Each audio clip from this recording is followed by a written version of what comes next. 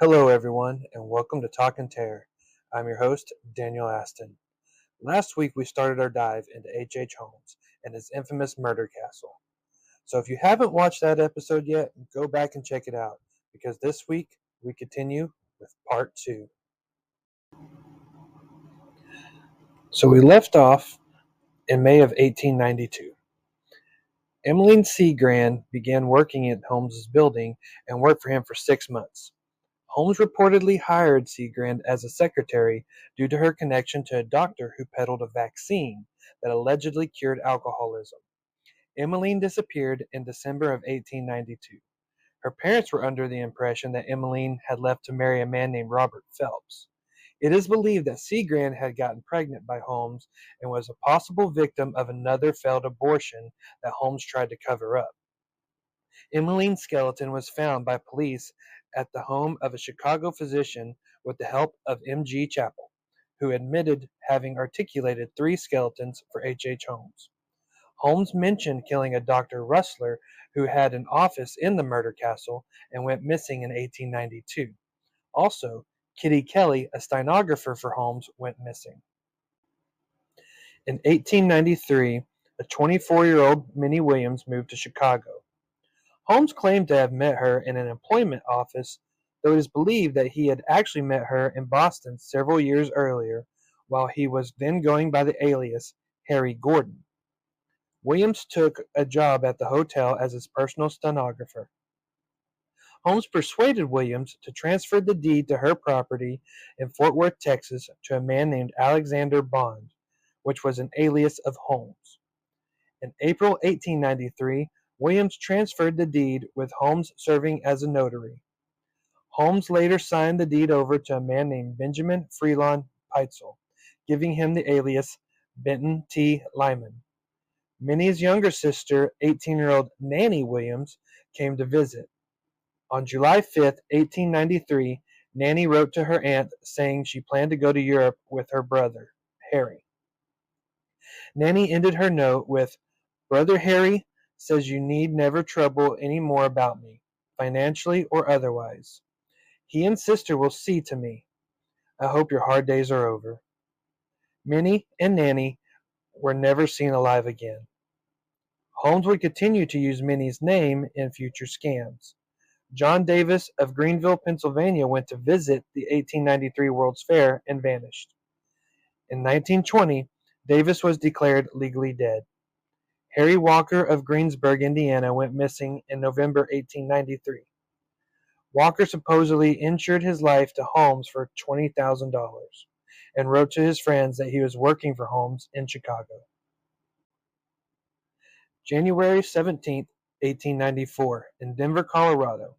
While still married to both Clara and Myrta, Holmes married Georgiana Yoke. Also, remember Benjamin Freelon Peitzel? Well, this is about the time that Holmes and Peitzel go on their criminal spree, Holmes using Peitzel as his right-hand man. Holmes left Chicago to avoid prosecution for arson in July of 1894. After some failed attempts at fraud, Peitzel agreed to fake his own death so that his wife could collect a $10,000 life insurance policy to be split with Holmes and an attorney they recruited named Jephthah Howe. In Philadelphia, Peitzel was to set himself as an inventor under the name B. F. Perry, and then be killed and disfigured in a lab explosion. Holmes's job was to find a cadaver to take the place of Peitzel. Instead, Holmes killed Peitzel on September 4, 1894, by knocking him unconscious with chloroform and setting his body on fire with the use of benzene. In his confession, Holmes implied Peitzel was still alive after he used the chloroform on him before he set him on fire. However, forensic evidence presented that Holmes' later trial showed chloroform had been administered after Peitzel's death, a fact of which the insurance company was unaware of. Holmes collected the insurance payout on the basis of a genuine Peitzel corpse. Holmes then went on to manipulate Peitzel's wife, Carrie Alice Canning, into allowing 3 of her 5 children be placed into his custody. The 3 children, who were under Holmes's care were 13-year-old Alice Peitzel, 9-year-old Nellie Peitzel, and 7-year-old Howard Peitzel. Holmes and the three children traveled throughout the northeastern United States and into Canada. He would also move Carrie along a parallel route while using various aliases and lying to Carrie about her husband's death. Holmes claimed Peitzel was hiding in London. Holmes also lied to Carrie about the true whereabouts of her three missing children. He was also staying at another location with his current wife, who was unaware of the whole affair. Holmes later confessed to murdering Alice and Nellie on October 25, 1894, by forcing them into a large trunk and locking them inside. He drilled a hole in the lid of the trunk and put one end of the hose through the hole, attaching the other end to a gas line to asphyxiate the girls. Holmes buried their nude bodies in the cellar of his rental house in Toronto. Frank Geyer was a Philadelphia Police Department detective assigned to investigate Holmes and find the three missing children.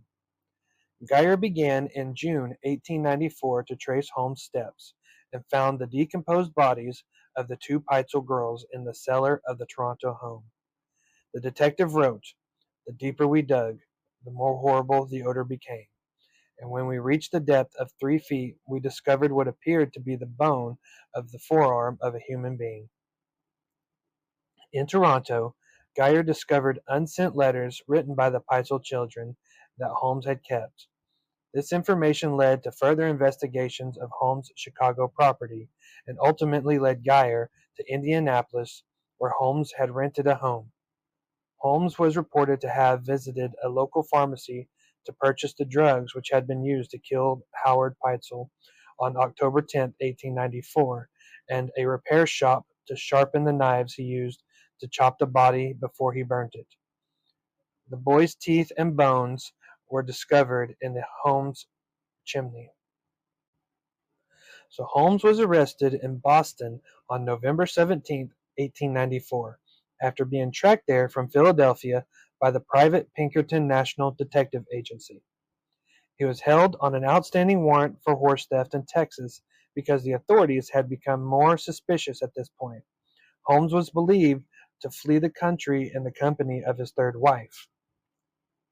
In July 1895, following the discovery of Alice and Nellie's bodies, Chicago police reporters began investigating the murder castle. Despite the many claims that were made, no evidence was found which could have convicted Holmes in Chicago. All the physical evidence at the murder castle was circumstantial. There was a piece of human bone, possibly from Julia Connor, remains of a child, possibly Pearl Connor, burned gold watch chain, and burned dress buttons apparently belonging to Minnie Williams, a tuft of human female hair found in the chimney flue. In October 1895, Holmes was tried for the murder of Benjamin Peitzel in Philadelphia, since it had been the clearest case for murder. Holmes was found guilty and sentenced to death. By then, it was evident Holmes had also murdered the three missing Peitzel children. Following his conviction, Holmes confessed to 27 murders in Chicago, Indianapolis, and Toronto, and 6 attempted murders. On May 7, 1896, Holmes was hanged at Moa-Mensing Prison for the murder of Peitzel. Until the moment of his death, Holmes remained calm, showing very few signs of fear, anxiety, or depression. Despite this, he asked for his coffin to be contained in concrete and buried 10 feet deep, because he was concerned grave robbers would steal his body and use it for dissection. Holmes' neck did not break. Instead, he strangled to death slowly, taking over 15 minutes before H. Holmes was pronounced dead. Thank you all for sticking with me on this journey into H. Holmes. It was definitely an interesting research that led me down some crazy rabbit holes. From fraud to theft to murder, Holmes was a legitimately disturbed individual.